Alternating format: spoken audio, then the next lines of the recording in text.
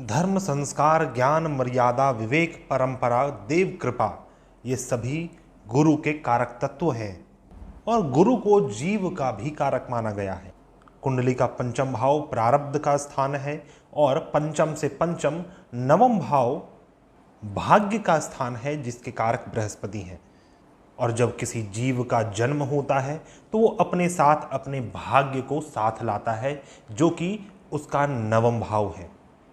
अतः पूर्व जन्म तथा पुनर्जन्म के संबंध में बृहस्पति विशेष विचारणीय ग्रह माना गया है।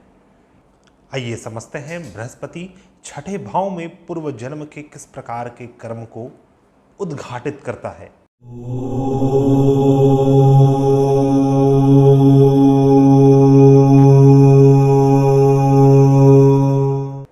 मैं हूं आपका आध्यात्मिक दोस्त डॉक्टर मोहित और वेदसार संसार में आपका स्वागत करता हूं।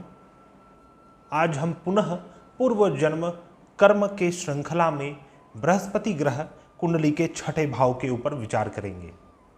कुंडली का छठा भाव पूर्व जन्म का शेष कर्म का स्थान है, अर्थात पूर्व जन्म में आपने किस प्रकार के कार्य को अधूरा छोड़ दिया है, जो इसे आपको इस जीवन में कंप्लीट करना है। इस प्रकार के कर्म छठे भाव से देखे जाते हैं और बृहस्पति जीव, गुरु, विद्या, विवेक, धर्म, संस्कार, मर्यादा और देव कृपा के कारक हैं।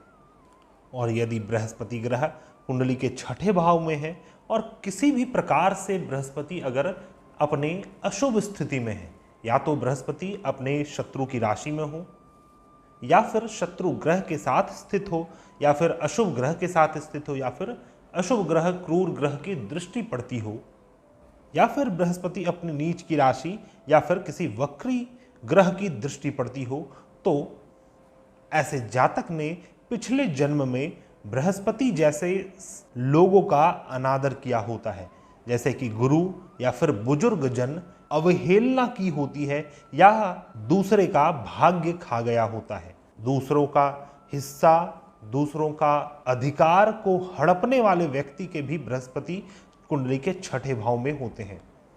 अतः इस जीवन में जातक को पाचन तंत्र से संबंधित रोग ग्रसित करते हैं। और ऐसा जातक कितना भी इलाज करवा ले, लेकिन ऐसे जातक सदैव एसिडिटी, उच्च जठराग्नि, मधुमेह, पीलिया आदि जैसे रोग से ग्रसित रहता ही है।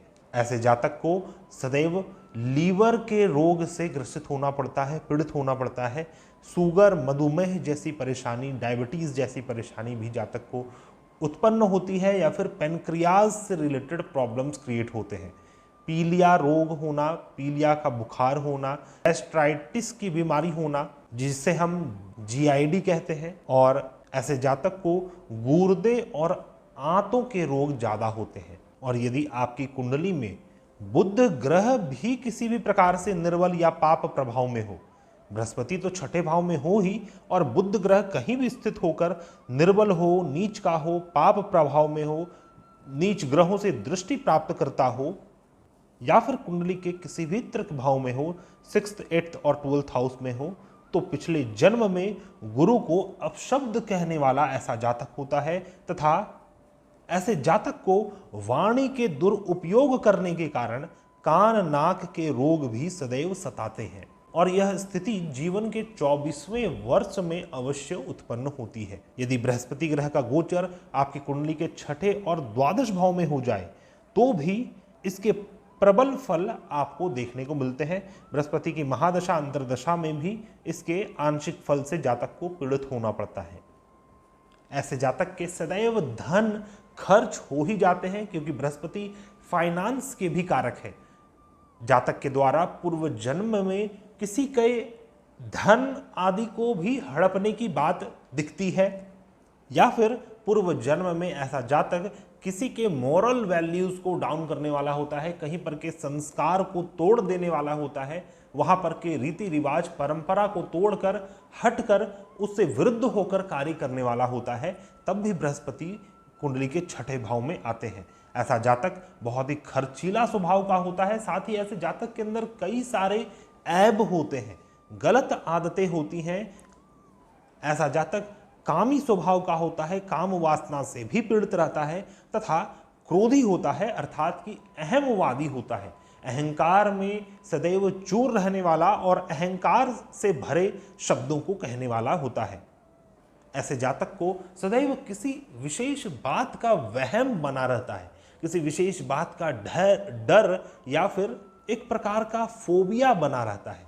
ऐसा जातक किसी लत का भी शिकार होता है, किसी प्रकार के लत जातक को लगे रहते हैं। ऐसे जातक दूसरों को अधिक उपदेश करने वाले होते हैं, खुद तो आलसी स्वभाव के होते ही हैं और दूसरों के लिए कभी भी एक आइडियल पर्सन के रूप में निखर कर नहीं सामने आते। ऐसे व्यक्ति को शांति के लिए ये जो सभी फल मैंने आपको बतलाया, इससे मुक्ति के लिए गुरु की सेवा आवश्यक है। गुरु की सेवा करें, बुजुर्ग जनों की सेवा करें, गुरु जैसे लोगों की सेवा करें, तीर्थ स्थान की सेवा करें, पुजारियों की सेवा करें, धर्म स्थान की सेवा करें। इससे आपके इस दोष का नाश होगा। ऐसे जातक को परिश्रमी बनना चाहिए। ऐसे जातक को कभी भी आलस्य का साथ नहीं लेना चाहिए या फिर आलस्य में आकर अपने कर्तव्य कर्म को कभी नहीं छोड़ना चाहिए, क्योंकि फिर यह बड़े रूप से आपको अशुभ फल उत्पन्न करने वाला होगा। साथ ही किसी भी व्यक्ति से कोई भी सामान आपको कभी भी मुफ्त में नहीं लेना चाहिए। सदैव उसके पारिश्रमिक को चुका कर ही किसी वस्तु, किसी सामान, किसी सर्विस को लेना चाहिए। अन्यथा यह योग अपने अशुभ फल को और अधिक प्रगाढ़ करने वाला होगा और अधिक बढ़ाने वाला होगा। जीवन में अनेक प्रकार की समस्याओं का सामना करना पड़ेगा तथा उसको झेलने में भी जातक को अधिक कठिनाई उत्पन्न होती है। तो दोस्तों, यह था मेरा एक छोटा सा विश्लेषण। यदि बृहस्पति ग्रह कुंडली के छठे भाव में हो तो पूर्व जन्म के आपके किस प्रकार के कर्म होते हैं। यहाँ पर बृहस्पति को सिर्फ और सिर्फ छठे भाव में लेकर सोचा गया है, माना गया है। यहाँ पर राशि आदि, नक्षत्र आदि की बात नहीं की जा रही। यहाँ पर सिर्फ और सिर्फ आपको बृहस्पति को छठे भाव में ध्यान में रखना है। आशा करता हूँ आपको मेरा यह वीडियो पसंद आया होगा।